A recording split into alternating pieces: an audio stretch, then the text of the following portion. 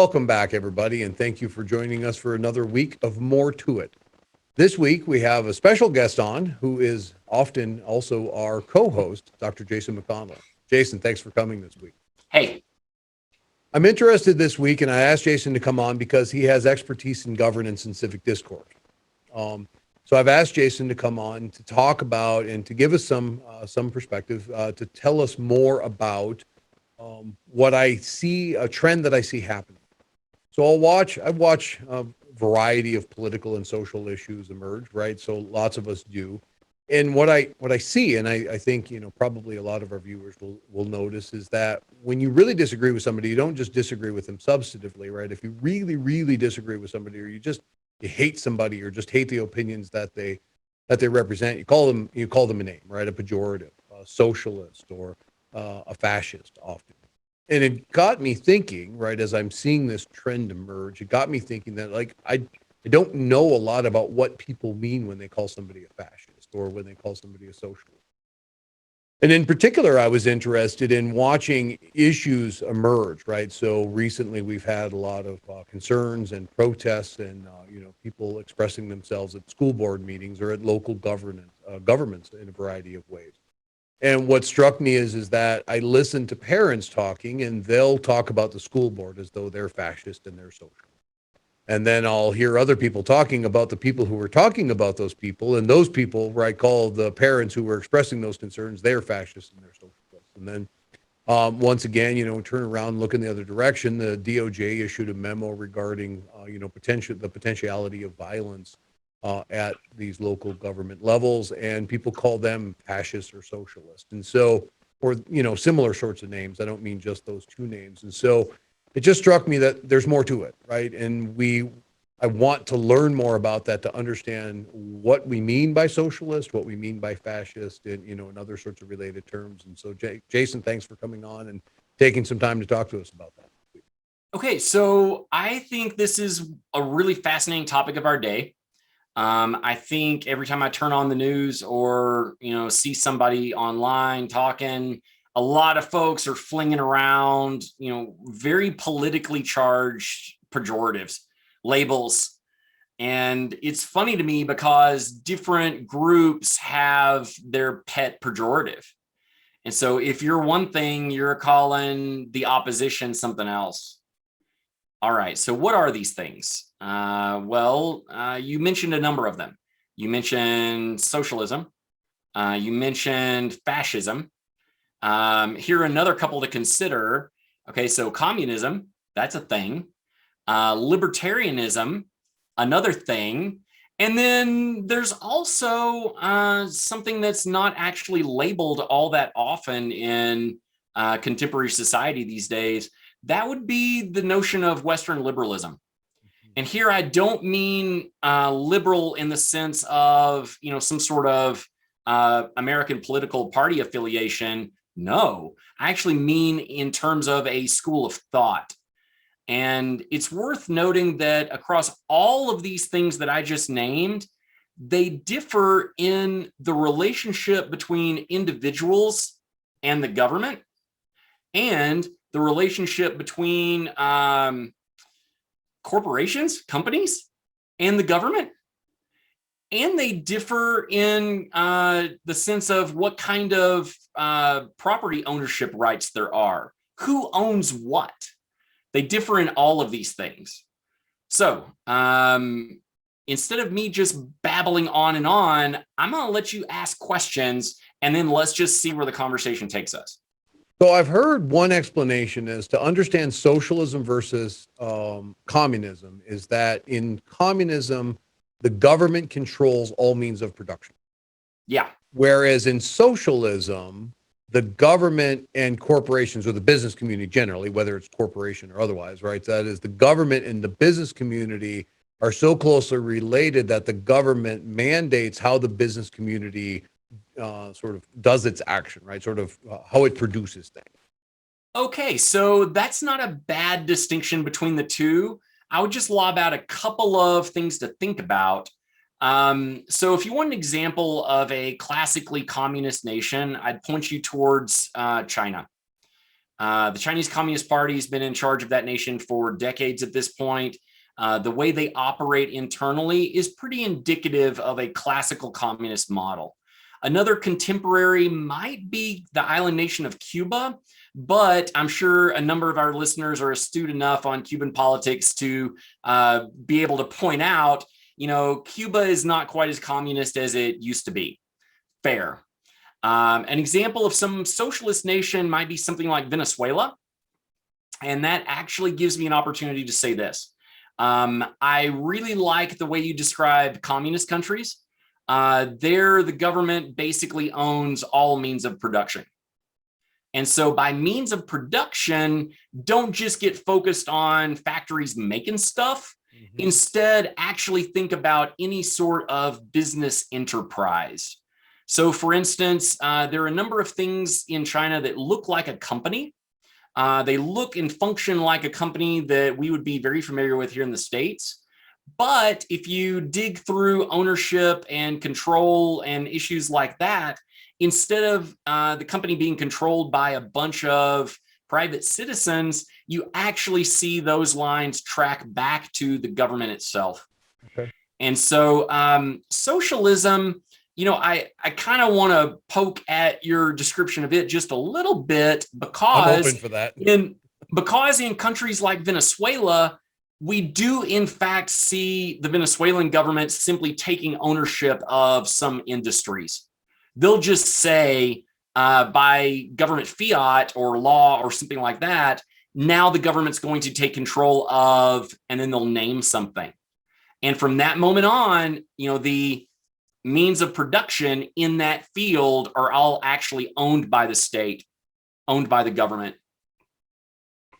So then to switch the focus then, I thank you very much. So switch the focus a little bit. So what about the term of fascist? Because I hear that term come up a lot, right? And I'm interested in sort of what is the core understanding or the core dynamic that makes, right, a government leader, as an example, of fascist. What is that?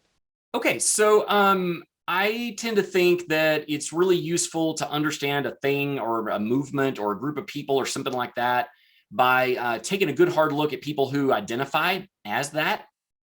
And then it's also super useful to see who their enemies are and why. Okay, so with that in mind, the stereotypical example of a fascist state would be fascist Italy during the 1930s and during the World War II era. So here I'm talking about like Benito Mussolini's government. And I'll actually rely on, I'm sure I'm going to butcher this quote from Mussolini, but Mussolini's line was something to the effect of his ideal form of fascism is a partnership between government and corporations, private companies, that is so closely intertwined.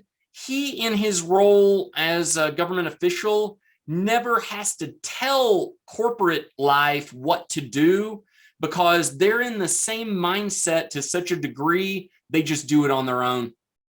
So that's more or less the definition or the conceptualization I heard about socialism. So is there a relationship between those two? Okay, so socialism as a school of thought comes from, the one and the only Marx, Karl Marx. Mm-hmm. Marx took issue with the bourgeoisie, the people who own the means of production, for subjugating the proletariat, the proles. And Marx didn't like this and advocated some form of revolution where the proles take over the means of production. Now, notice that would be horrifying to a fascist because the fascist sees the government and, corporate life, business life as being different, but on the same team. Okay. So the idea of, the workers rising up and taking over the means of production, no good little fascist is going to like that. Not at all. And you should also know that the Leninists, folks who of Vladimir Lenin's school of thought, those would be the communists. They saw value in the socialists, but they didn't think the socialists were going far enough. Okay, so now here's a fun. period of history that a lot of folks don't give much attention to these days. We don't have reason to. For folks who are interested in these dynamics, I would suggest go back and look at all of the various groups who were opposed to each other in Europe in the 1930s, specifically either right at the beginning of World War II or just before it. So you had groups in Italy and Germany, other Eastern European countries who identified as one of these factions I just named, and they would be fighting amongst themselves. You would have communists fighting socialists, fighting fascists, fighting communists. What? Okay, so this is simply a part of history that contemporary Americans just don't get a lot of education about. And it's just simply not something we think about very much. So what's up with the other factions, the other groups that I named before? Libertarians are generally of the mindset that government governs best, that governs least. And so a very typical libertarian approach is, if there's any other way to do it other than government doing it, let's do that. And of course, I'm speaking euphemistically, but that's a really great way to think about it, to put it in the context of all of these other mindsets. The classic liberalism approach would be, there are some things that only government can do, and we need those things done, but we also need to value self-determination. We need to value individual rights and freedoms. And so that mindset really brings us all of these kinds of concepts a lot of folks are familiar with, the ideas of limited government, the ideas of people having personal autonomy to decide for themselves what they're going to do, either sink or swim. And so I think there are a lot of ways to define the tensions among these different mindsets. And that leads me to something I hinted at a second ago.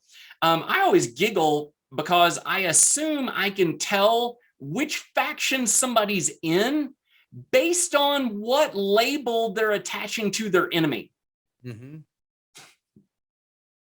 If you're calling someone a fascist, you're probably going to be in the socialist realm of things. Probably. Unless you have the mistaken assumption that somehow fascism is the de facto category for anybody that wants to use government to squish individual rights and freedoms. So that's probably a misconception. So in the contemporary environment, and I'm thinking the contemporary political environment in America, should we be more appropriately thinking about these ideas, these concepts, more in terms of gradients rather than categorical, right? And so what I'm thinking in particular is, I've listened to a lot of people who called Trump a fascist, as an example. In a similar way, I've listened to a lot of people who call Biden a fascist, right? And it strikes me that Biden and Trump are on very different, are very different as far as their political ideas. So I wonder, how can they both be fascist? And maybe they can, just because I don't understand the terms. Should we be thinking about these more in terms of gradients than categorical ideals? So the gradient dynamic is an interesting one to me, but I really want to come right at something you just asked, and that is, could they both be that at the same time? Well, maybe. If what we're really focused on is the degree of government and private corporate partnership. Okay.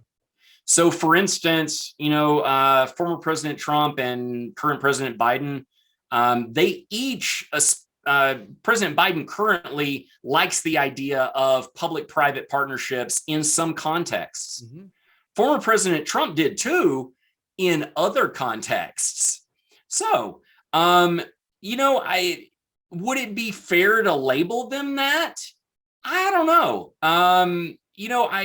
Of all the labels I could fling at either of those guys, I don't know that fascism would be my go-to. But like you, I've heard a lot of people fling it out there. I get that. Well, I appreciate that, but that was part of my conversation, right? Or part of my curiosity. Should they, could they both be called that, or should neither of them be called that, right? That doesn't mean that they're not open to other forms of critique, right? I'm certainly not holding either one of them beyond reproach. I'm just curious, like, what exactly is the nature of that reproach? So, coming back around to another dynamic, who owns what? There are meaningful differences among those worldviews, among those ideologies about who should own certain things. And so in the classic liberal tradition, people should be able to own private property. Government's in place to protect me from you taking my property. Mm-hmm. Okay. But then in some of these other ideologies I just mentioned, private property is not a thing. Property is owned by the government. It's owned by the state. And people are given the permission to use it, occupy it, do things with it. But in a lot of those concepts, you simply don't see the private ownership that you would in some of these other traditions. So very frequently, I think about them from that perspective. Yep. And that gets right to this angle of self-determination. So you see across the spectrum from something like libertarianism to the far end communism, you see across that spectrum changes in the degree of individual autonomy. From a libertarian who wants each individual to be wholly and completely in charge of their own life to something like a very methodically planned out system planned by the central government. And then everyone is assigned their role. Each individual citizen is assigned their role. That would be a classical communist system. Now, coming back to something I said earlier, modern day, present day China in 2021, it's not quite like that. It's not. And so really when I said that, centralized planned economy, that kind of thing, I was really thinking about the former USSR. Mm-hmm. The former USSR certainly did that kind of thing. I've had an opportunity to get to know a number of folks from China over the years. They don't give me the impression that's what's going on in China these days. It's different. People have a strong degree of autonomy, but that being said, there is the centralized regulation of their economy from the national level, from Beijing. And so I do think they still see themselves in that communist worldview. Well, it's a big and complex world. And Dr. McConnell, thank you very much for spending some time helping us sort of understand those ideas, those concepts, and how they play out in a contemporary environment, whether that's internationally or in an American context. So there's more to it, and you helped us understand. Thank you. Adios, everybody.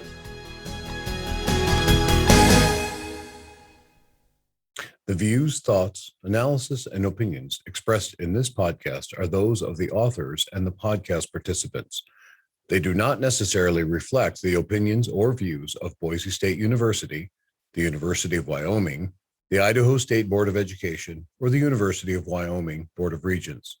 No endorsement of the material contained in this podcast by those entities is implied.